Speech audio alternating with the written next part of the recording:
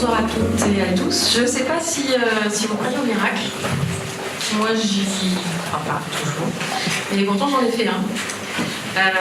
Il y a une dizaine d'années à peu près.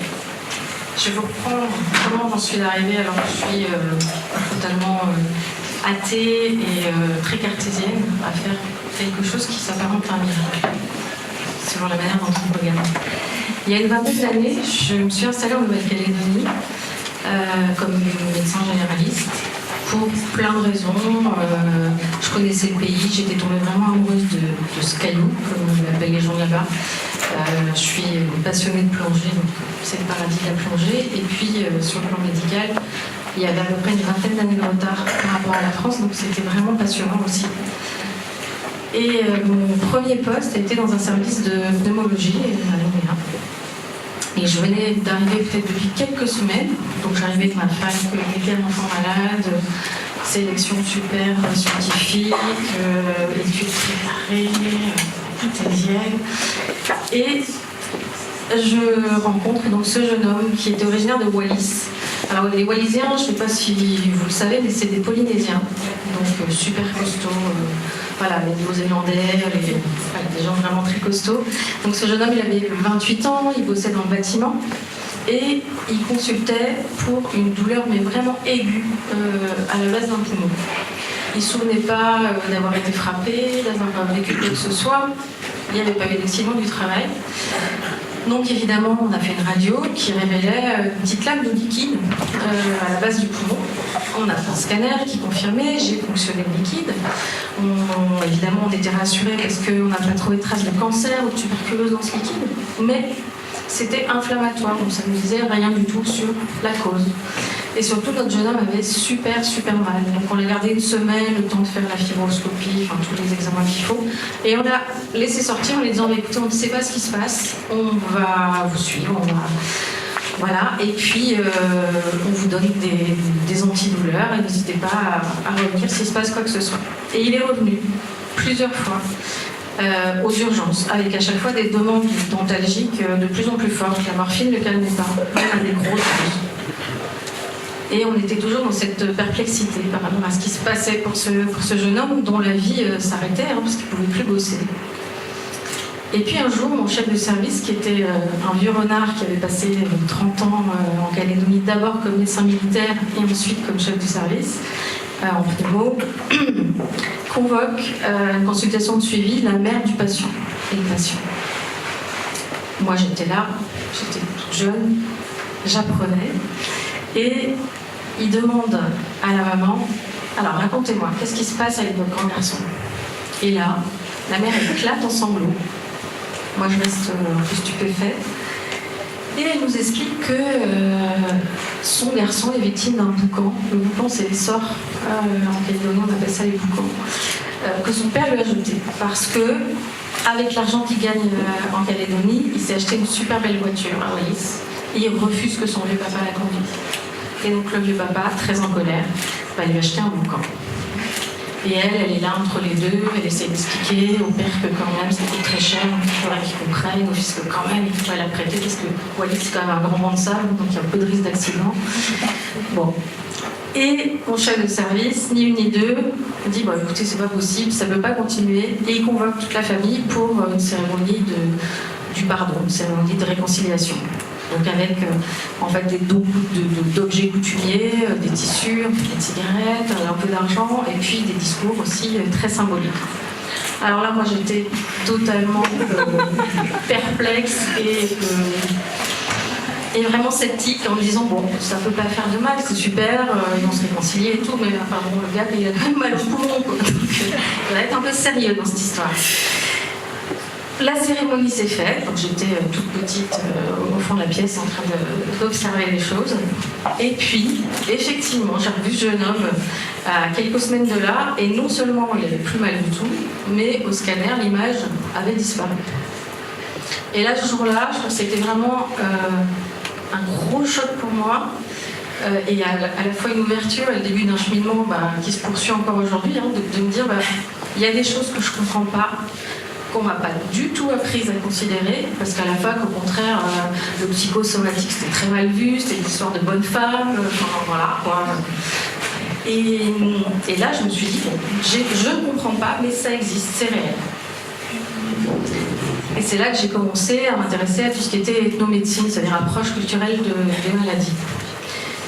Une dizaine d'années plus tard, j'ai eu la chance de participer comme médecin et plongeuse à l'expédition Vanikoro. Donc le matin, je plongeais sur les épaves de la boussole et l'astrolabe. C'était des plongées archéologiques, c'est des bateaux qui ont sombré à l'époque de la Révolution française.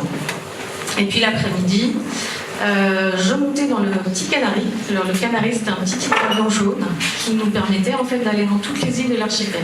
L'expé se passait à Vanikoro, aux îles Salomon. C'est des toutes petites îles vraiment perdues au fond du Pacifique Sud. Et les gens, du coup, voient des médecins tous les 2 ou 3 ans quand il y a un gros paquebot qui passe et que le médecin a un petit peu de temps pour descendre à terre.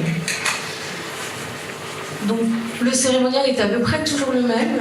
On montait dans notre Canari et au moment où on survolait un îlot, il y a les enfants qui nous entendaient arriver, qui regardaient dans le ciel, qui couraient sur la plage, qui venaient nous rejoindre dans l'eau. Et ensuite, ils nous accompagnaient à la place du village. En général, sous le grand arbre à palabre, il y avait une natte qui avait été déroulée. Et puis, il y avait tout le village autour. Alors, c'était toujours les femmes qui nous amenaient d'abord les enfants en consultation. Je dis nous parce qu'il y avait un médecin militaire du bateau qui était là de temps en temps avec moi. Et puis, donc, elle nous amenait les enfants. Ensuite, elle consultait pour elle. Et les hommes, toujours super prudents, attendaient de voir si tout se passait bien avec ce docteur blanc qu'elle ne connaissait pas. Et après, il venait à la fin de la consultation. Et donc, sur un des îlots, une jeune femme approche avec une petite fille dans les bras, toute petite, toute fine. Et évidemment, je ne parle pas le pidgin, elle ne parlait pas anglais du tout. Le pidgin ressemble un peu à l'anglais quand on se concentre et qu'on lit en écrit, mais à l'oreille, ça va super vite, c'est vraiment difficile à comprendre. Et je comprends, elle me fait comprendre par signe que sa fille n'a jamais marché. Je comprends qu'elle a à peu près 18 mois. Je m'approche, je prends cette petite fille des bras de sa maman, je la regarde, nous regardons, je lui souris, elle me sourit, elle est super dans le contact, et donc je l'emmène avec moi, je la pose sur la natte et je commence à l'examiner sur le plan du tonus musculaire, de son tonus postural, des tendons, des ligaments, des os. Je trouve aucune raison pour que cette petite fille ne puisse pas marcher normalement. À ce moment-là, une intuition, une impulsion totalement irraisonnée sur le coup. Et je prends l'enfant, je la place face à moi, je soutiens la tête, je lui dis, tu sais, tu peux marcher, tu peux t'autoriser à marcher. Moi, j'ai confiance en toi, je sais que tu peux le faire. Et tu vas voir que ta maman, tu peux avoir confiance en elle aussi. Elle va te soutenir dans tes efforts pour marcher. Et je pose la petite fille devant moi. J'explique à la mère, par signe, de s'éloigner un petit peu sur la natte. Donc la petite fille est debout devant moi, il y a ses petites mains qui s'accrochent aux miennes, et puis à un moment, je la lâche et je la pousse un petit peu, je dis à la mère, appelez-la. Et puis cet enfant, câlin, a traversé la natte, et puis elle s'est effondrée dans les bras de sa mère. Et là, c'était un moment magique, parce que je crois qu'on était tous, moi j'étais au bord de l'arbre, la maman pleurait, il y avait toutes les femmes et les hommes autour qui s'exclamaient. Enfin, voilà, c'était quelque chose de miraculeux, vraiment.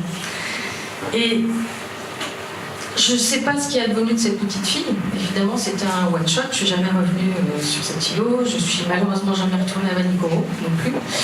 Mais en tout cas, je pense que je ne me serais jamais autorisée à faire vivre ce moment-là, surtout en pensant à toutes les attentes qu'il pouvait y avoir en face, si j'avais pas eu, depuis donc ces 10 ans auparavant, cette ouverture finalement sur le fait qu'à travers d'autres mondes, d'autres cultures, d'autres langages, il y a cette humanité qu'on partage tous et qui fait qu'on peut se comprendre et que finalement, mon rôle dans cette histoire, j'avais été juste comme un passeur de confiance dans la capacité de l'enfant à vivre, dans la capacité de la mère à soutenir ça. Parce qu'en y réfléchissant, j'ai compris cette petite, je ne l'étais pas formulée aussi clairement sur le coup, mais c'était probablement une ex prématurée, parce qu'elle avait vraiment le faciès assez typique, etc. Et je pense que pour sa mère, elle avait dû tellement...